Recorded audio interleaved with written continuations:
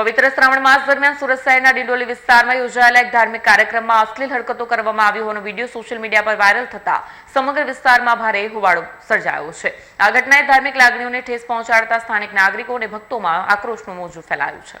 પ્રાપ્ત માહિતી મુજબ કાર્યક્રમ ડિંડોલીના એક ખાનગી હોલમાં આયોજિત કરવામાં આવ્યો, જેમાં સાંસ્કૃતિક કાર્યક્રમના બહાને કેટલાક લોકોએ અશોભનીય કૃત્યો કર્યા. વિડીયોમાં સ્પષ્ટ જોવા મળે છે કે ધાર્મિક ગીત સંગીત ચાલી રહ્યું હોવા છતાં કેટલાક યુવાનોએ યોગ્ય હરકત કરી, જે સોશિયલ મીડિયા પર ઝડપથી વાયરલ થઈ. વિડીયો વાયરલ થતાં સ્થાનિક પોલીસ અને નગર નિગમના અધિકારીઓ સક્રિય થયા. પોલીસે જણાવ્યું કે આ બાબતે ફરિયાદ નોંધાતા તપાસ શરૂ કરવામાં આવી છે. નગર નિગમના અધિકારીએ પણ હોલ માલિક અને આયોજકો પાસેથી સ્પષ્ટતા માંગી છે.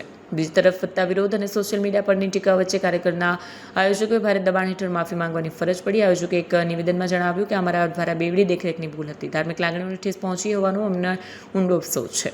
અમે બધા ભક્તો અને નાગરિકો પાસેથી નમ્રતાપૂર્વક માફી માંગીએ છીએ. આવી ઘટનાઓ ભવિષ્યમાં ન બને તેની ખાતરી અમે કરીશું.